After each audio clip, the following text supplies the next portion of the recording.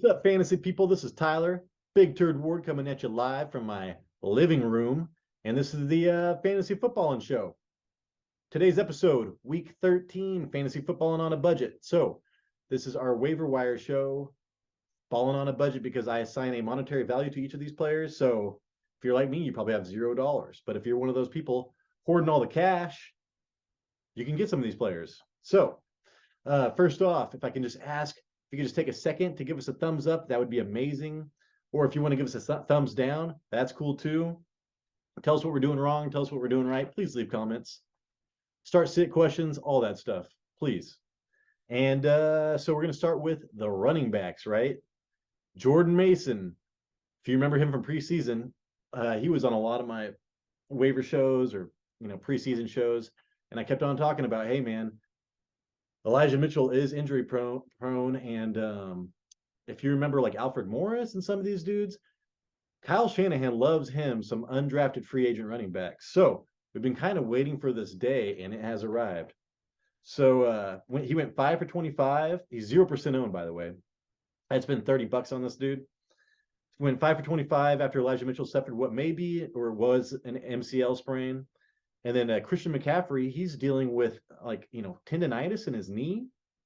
And so that was getting re-aggravated during that game as well. So going forward, it looks like Elijah Mitchell is on pace to maybe miss 2 games. It's not as bad as they thought, which is good. But Jordan Mason is going to be heavily involved for 2 games. And maybe it might turn into something else because we have Elijah Mitchell's already been injured once. And then CMC, who's injury prone himself, and now dealing with a nagging injury.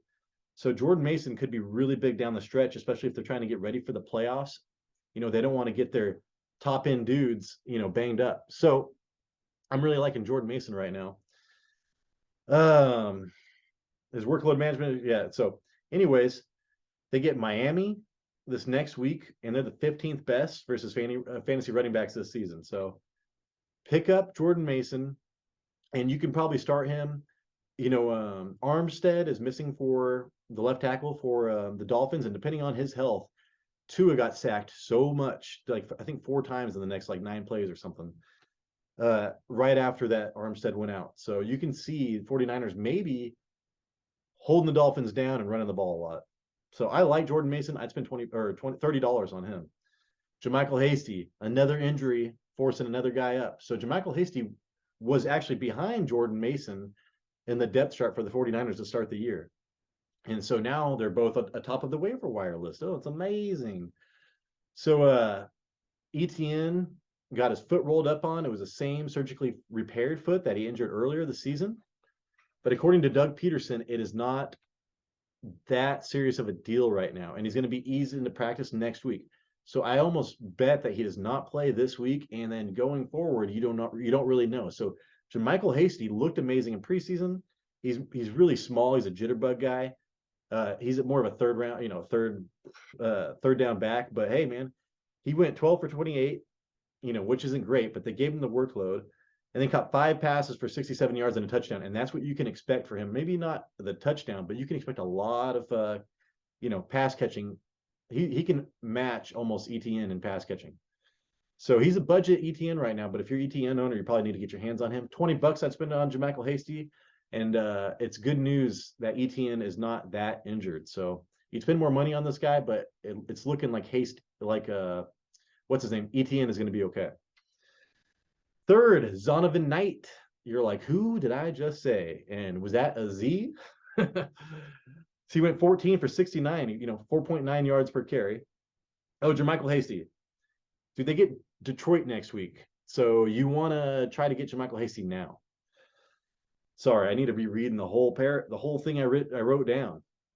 So, but Zonovan Knight, 0% owned, 14 for 69, and caught 3 passes for 34 yards after Michael Carter went down. So Michael Carter sprained his ankle. I haven't really seen how bad it is. And then, and if you remember, James Robinson they traded for from the Jaguars. He was a healthy scratch this game. So this could have just been a depth chart issue. James Robinson wasn't there, and they liked this Zonovan Knight and more of the pass catching.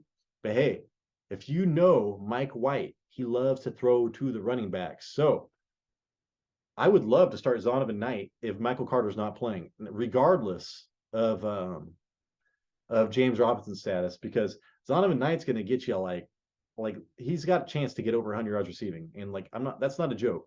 I was very surprised to see that Mike White didn't just pepper his running backs this last weekend, but you could almost bet on it at least a couple games in a row. So yeah, I really like him. He's at Minnesota next week, and they're the 24th best against running back. So he's got a great matchup this next week when he's probably going to get playing time. And then here we go. Next up, James Cook, 27% owned. He, had 11 carries for 86 yards 2 weeks ago versus Cleveland. Then he just had a stinker this last week. But he did tie Gabe Davis in targets versus Detroit last week. I'm a Gabe Davis owner. And I was like, oh, that's awesome, man. James Cook had a bad game, but he still tied, I think it was 6 targets. So James Cook is getting it. He hasn't really done a lot of damage in pass catching yet. He just looked really good as a runner. But I'm waiting for him to start just killing it as a pass catcher. And I know if you hear bells, it's my dogs playing with the Christmas tree. If your wife is like mine, she likes to make a November Christmas. So there you go. So yeah, James Cook is he's probably just a handcuff to Singletary at this point, but there still has a chance to be a star. Like he's still one of those lottery tickets.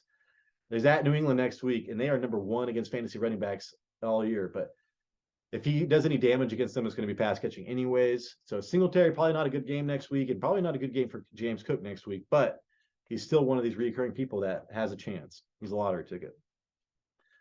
Next up, I'd spend $1 on James Cook. Spend $1 on this dude because you probably never heard of him.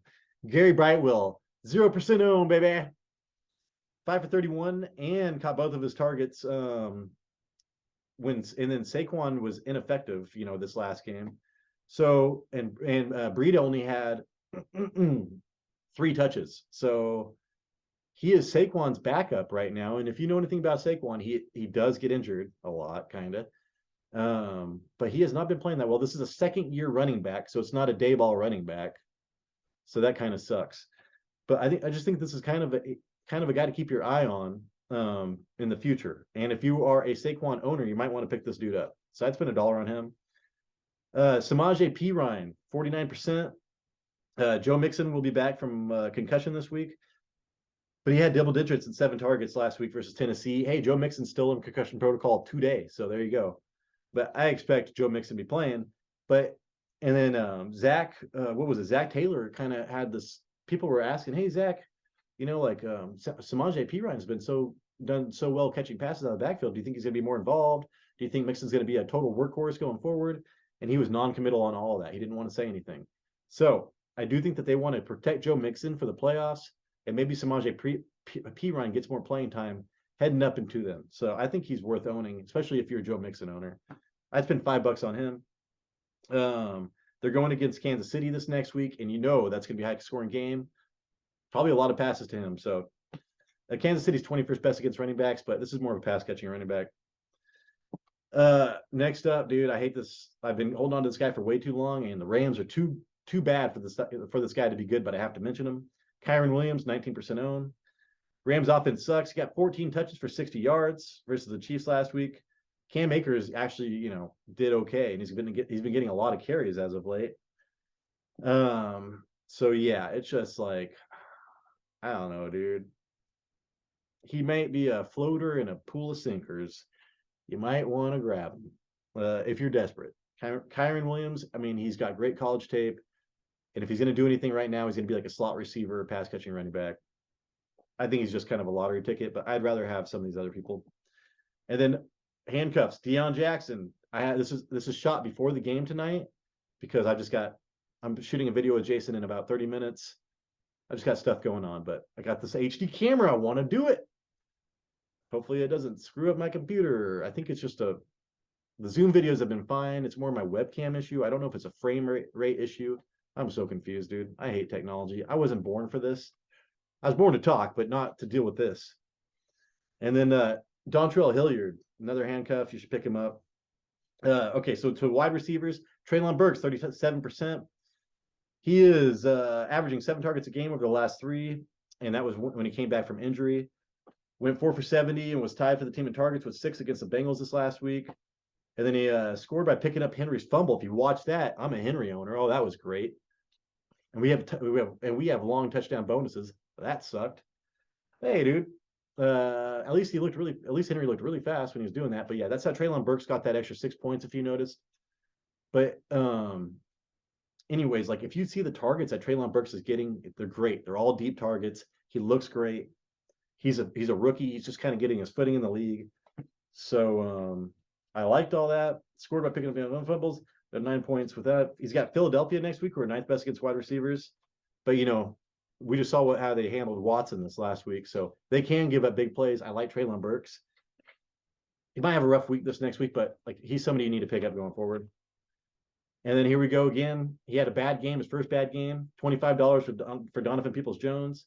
This was his first week without 70 yards and a touchdown since week 5 versus Tampa Bay this last week. He was 4th in targets behind Coop and Njoku and David Bell. And I was like, who's David Bell? But David he usually gets like 5 targets in like 30 yards. He's really not a factor. And he's been getting consistently like that much. So this was just kind of a down game for Donovan Peoples-Jones. It's not like David Bell or whatever his name is going up.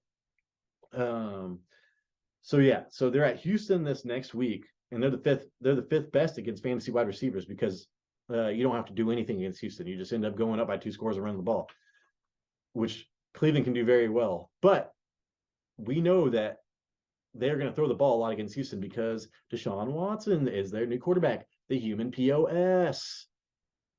So yeah, dude, we hate the person, but we have to recognize what he can do for your fantasy team. So yeah, Deshaun Watson, he'll be mentioned later. I'd probably start Donovan Peoples-Jones this next game because just for the hell of it, for the fun of it, whatever. And then next up, Parris Campbell. I shot this video before this, so he still, led team in targets 2 weeks ago with Matt Ryan. He was 3rd in targets behind Pearson. He went 5 for 67 on 6 targets this last week. But like I said, when he was killing it, Matt Ryan was throwing the ball over 40 times a game. And ever since Saturday, became coach, they are throwing the ball 30 times a game. So Parris Campbell might just be kind of like a flex option, not like an awesome wide receiver 2 like he was.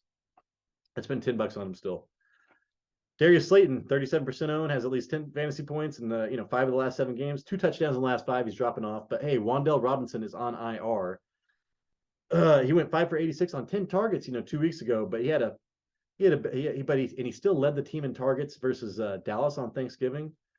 But Daniel Jones just didn't throw the ball much. They were getting held down by Dallas's really good defense. And their home versus Washington this week scored 20th best against wide receivers. You could see Darius Slayton picking up, having a good game, and probably a touchdown because big play Slay, baby. And $7 for him. And then I spent $10 on Zay Jones because, hey man, Zay Jones I owned him earlier. I really like Zay Jones. 10 targets versus Kansas City the week before the bye, and then they had the bye this next week, 14 targets. So I mean, he's averaged 12 targets, 12.5 targets or something like that over the last 2 weeks.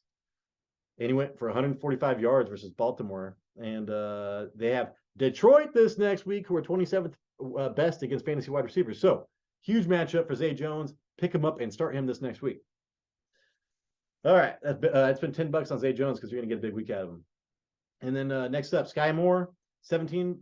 Hardman, Sky Moore, 17% owned. Sky Moore led all Kansas City wide receivers in targets this last week with 6 versus the Rams, but he only went 5 for 36. Kelsey only had 57 yards. So this week, Patrick Mahomes really spread the ball around, but it was very encouraging to see that Sky Moore is still leading the wide receivers in targets. Number one option is always going to be Travis Kelce, but it's still nice. And then I have here OBJ, and you've heard it from me, and now everybody else is coming around to it. But OBJ is probably not going to help your team, dude. It keeps on getting pushed back. So if you want to drop OBJ and pick up somebody else, I probably would. And now to the tight ends. Mike White is a revelation. Hopefully he stays in. Tyler Conklin, I'd spend $10 on him. He's 32% owned. He tied for 2nd in targets versus the Bears this last week. And Mike White threw for 300 yards and 3 touchdowns. So, if you're 2nd in targets and your quarterback's getting that, it's a very startable tight end. They are at Minnesota next week, who are 24th best against tight ends. So they've got a sweet matchup against my Vikings this next week. Juwan Johnson. I spent $10 on Conklin. I spent $5 on Juwan Johnson. So he's been killing it. I mean, what? It's like 5 touchdowns in the last 7 games, and he dropped a touchdown pass this last game. So he only had 2 targets and 0 receptions, but we see what San Francisco's defense is becoming. They're becoming a defense you don't want to start anybody against. So if you can get Juwan Johnson now, I would. He at least would have got a touchdown and like 10 yards had he just caught that pass. I was watching the game.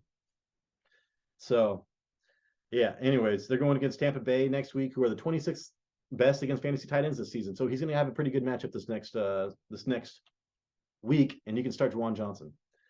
Foster Moreau, been talking about him for a long time. He's been on this list. 35% owned, had a bad game versus Denver last week, but rebounded with 7 targets and a touchdown versus Seattle this week. He's had 2 touchdowns in the last 3 games, filling in for Waller, and he's at the Chargers next week, who are 28th best against fantasy tight ends this next year. And now all the momentum is on Oakland's side. You can count on Foster to maybe get a touchdown next week. I spent $5 on him. $1 on Austin Hooper. We wanted to pick him up and see how he did. He got 2 touchdowns versus Green Bay. That one week and had 4 targets versus the Bengals this week. But the Bengals played well. Played Tannehill tough, and Tannehill still almost got 300 yards. So Tannehill is actually playing very well, and it looks like Austin Hooper might be his second target. So this was a bad game for Austin Hooper, but I still like Austin Hooper as a top 10 tight end moving forward. And now speaking of Ryan Tannehill, quarterbacks, $1 for Ryan Tannehill, 10% owned. Like I just said, he almost threw for 300 yards versus that tough Cincinnati defense, but with no touchdowns. And he's at Phillips, and then he's previous 2 weeks he scored more than 20 points a week. So over 20 points. Then almost 300 yards against a really tough defense. So Ryan Tannehill's looking good. And then he's at Philadelphia this week. And Philadelphia's going to score some points. Ryan Tannehill is probably going to have to put some points up there. And then, hey, Mike White, 3% owned, threw for 315 yards, 3 touchdowns, filling in for DB, douchebag, Zach Wilson versus the Bears. Threw a touchdown on his first drive. Was it Garrett Wilson? Seems to be the largest benefactor. And I forgot to actually oh my God, man. I just recommended this guy last week. Oh my God. Was it Isaiah Moore? Now I can't even think of his name, man. That's very upsetting. I told Matt to pick him up. Elijah Moore, dude. Go pick up Elijah Moore. Spend $20 on Elijah Moore, please. I'm going to have to put this in here when I watch the video. $20 on Elijah Moore, please. This is what happens when I don't look at anybody else's waiver shows and I just come up with all this stuff myself. I forget some obvious things sometimes. Ugh. Okay, so anyways, Mike White, dude. He gets Minnesota 24th best against fantasy quarterbacks this year. So sweet matchup for Mike White. You can start him over a lot of people that I can start. I probably would. I mean, I'm scared to start Tua this next week versus San Francisco. I'd almost want Mike White versus Minnesota. So we'll see. Okay, my battery saver's on. That's not good. Deshaun Watson, $10 on Deshaun Watson. He returns, revenge game. And then here's some defenses you should probably pick up. Cleveland, your streaming defenses versus Texans. Baltimore, your streaming defenses versus Denver. And that's pretty much it for me. So I need to finish this up. I have another video coming. And hey, if you guys made it to the end of the video, I just want to say thank you so much. I hope you enjoy this HD experience. I didn't even use any lights on me because I don't know. I'm going to have to try it with a light maybe this next video. I don't want to blind people. So thank you so much. And hopefully I can get my audio issues fixed for you guys because it sucks spending all this money and trying to make this a quality show and then not being able to put out quality shows. So thank you so much, and I will see you guys. Oh, this video will air after our weekend wrap-up show, which we're going to air tonight. So this is all confusing, but good luck, and I'll see you later.